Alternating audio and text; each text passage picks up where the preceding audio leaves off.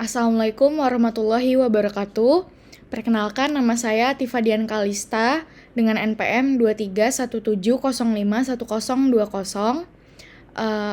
Pada kesempatan kali ini saya ingin mempresentasikan mengenai aritmatika komputer dengan dosen pengampu yaitu Bapak Febi Eka Febriansyah, STMT, yang telah memberikan saya tugas aritmatika komputer.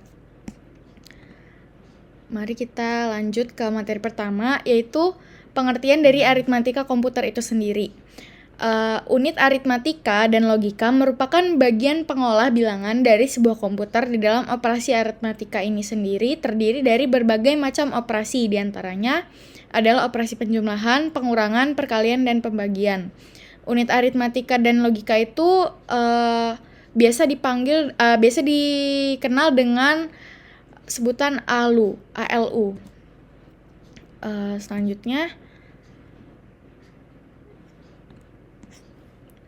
yaitu struktur dan fungsi ALU. ALU memiliki berbagai komponen elektronika di dalamnya, yaitu berupa sekumpulan transitor yang dikenal dengan nama logic gate.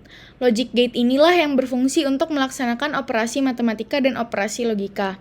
Kumpulan susunan dari logic gate ini dapat melakukan perintah perhitungan matematika yang lebih komplit, seperti perintah add untuk menambahkan bilangan atau divide untuk pembagian dari suatu bilangan.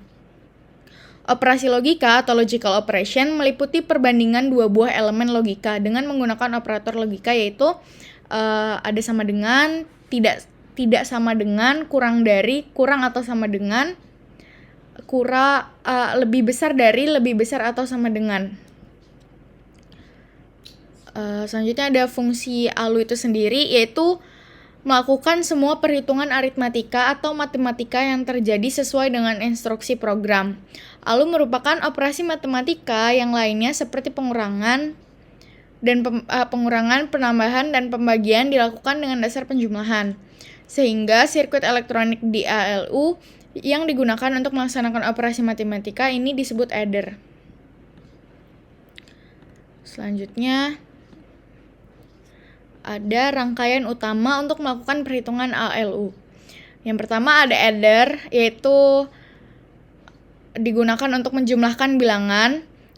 Karena adder ini digunakan untuk memproses operasi aritmatika, maka adder juga disebut rangkaian kombinasional aritmatika.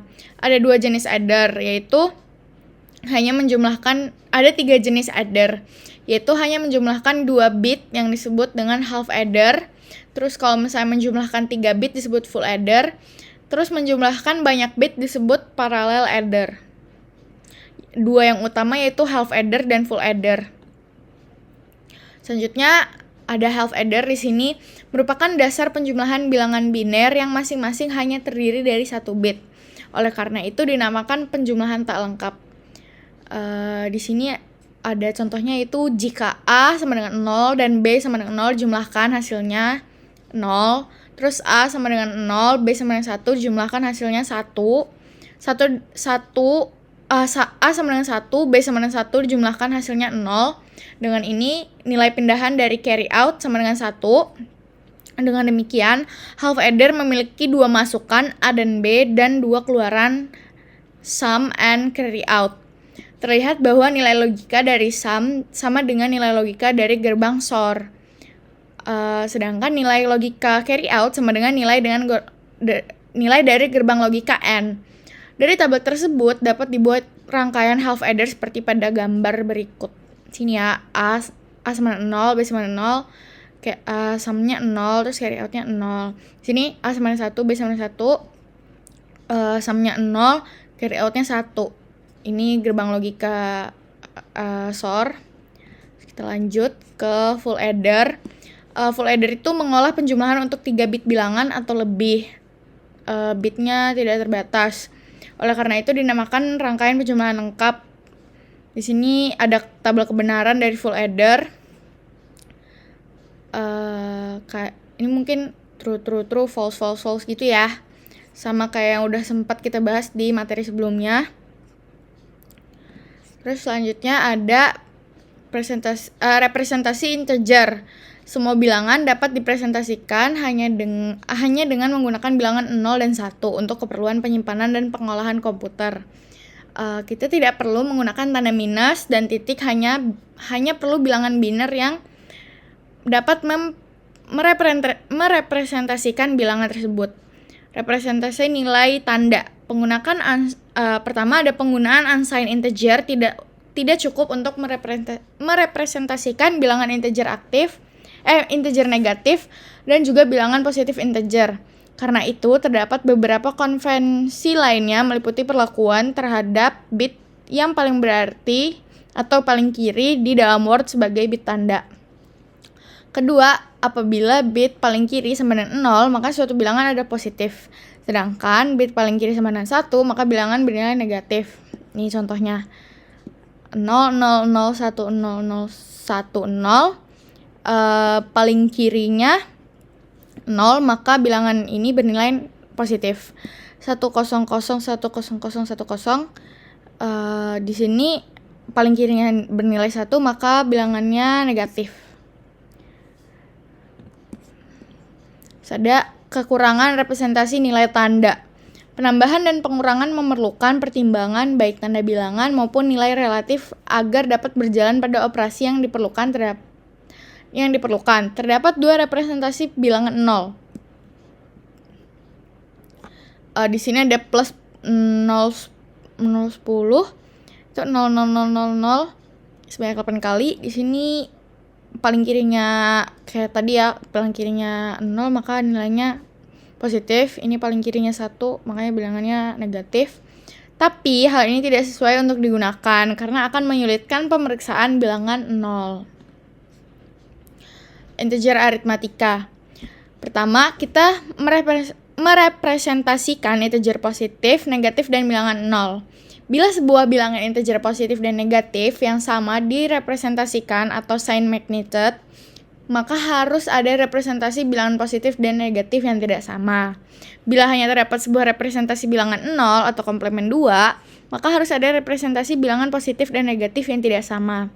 Pada kasus komplement 2, terdapat representasi bilangan n bit untuk 2n, tapi tidak terdapat untuk 2n. Untuk n bit untuk min 2n, tapi tidak terdapat untuk 2n. Yang kedua ada aturan untuk mendeteksi overflow. Yang pertama ada aturan overflow, yaitu bila dua buah bilangan ditambahkan dan keduanya positif atau keduanya negatif, maka akan terjadi overflow bila dan hanya bila hasilnya memiliki tanda yang berlawanan. Yang kedua ada aturan pengurangan. Untuk mengurangkan sebuah bilangan subtrahen dari bilangan lainnya min n, anggaplah komplement 2 subtrahen dan tambahkan hasilnya ke min n. Ketiga ada pembulatan. Teknik pembulatan yang sesuai dengan standar IEEE adalah sebagai berikut. Yang pertama, pembulatan ke bilangan terdekat. Hasil dibulatkan ke bilangan yang terdekat dapat direpresentasikan. Kedua, ada pembulatan ke arah. Hasil dibulatkan ke atas, ke arah yang terhingga positif. Ketiga, ada pembulatan ke arah. Hasil dibulatkan ke atas, ke arah tak terhingga negatif.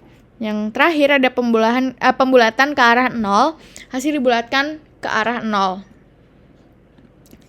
Selanjutnya ada floating point representation, itu menyatakan suatu bilangan yang sangat besar atau sangat kecil dengan menggeser titik desimal secara dinamis ke tempat yang sesuai dan menggunakan eksponen 10 untuk menjaga titik desimal itu. Sehingga range bilangan yang sangat besar dan sangat kecil untuk direpresentasikan hanya dengan beberapa digit saja. Dinyatakan dengan notasi A dalam kurung M, E, di mana A sama dengan M, X, R, E sama dengan R sama dengan radix, M-nya mantisa, E-nya eksponen. Floating point aritmatik itu ada 3, yaitu aritmatika floating point penjumlahan atau pengurangan, ada perkalian sama pembagi. Terus selanjutnya ada penjelasan dari yang tadi, ini aritmatika floating point penjumlahan atau pengurangan. Langkah-langkahnya, pertama kita bandingin dulu, terus ubah ke bentuk yang sesuai pada bilangan dengan nilai eksponensial lebih kecil. Terus lakukan operasi penjumlahan atau pengurangan. Lakukan normalisasi dengan menggeser nilai mantisa dan mengatur nilai eksponensialnya. Yang perkalian, kita algoritma umum dari perkalian bilangan floating point itu terdiri dari 3 langkah. Itu hitung hasil eksponensial dengan menjumlahkan nilai eksponen dari kedua bilangan. Kalikan kedua bilangan mantisa dan normalisasi hasil akhir. Selanjutnya, ada pembagian. Pembagian dari dua bilangan floating point dengan bentuk X sama dengan MX pangkat 2A dan Y sama dengan MX pangkat 2B setara dengan X dibagi Y sama dengan MX per MY pangkat 2A per 2 pangkat 2A B. Algoritma umum untuk pembagian dari bilangan floating point terdiri dari 3 langkah, yaitu hitung hasil eksponensial dengan mengurangkan nilai eksponen dari kedua bilangan. Terus bagi kedua bilangan mantisa. Terus normalisasi hasil akhir. Baiklah, itu yang dapat saya sampaikan dari presentasi yang telah saya buat dan saya jelaskan. Apabila ada salah kata mohon dimaafkan. Wabillahi taufiq wal hidayah. Wassalamualaikum warahmatullahi wabarakatuh. Terima kasih.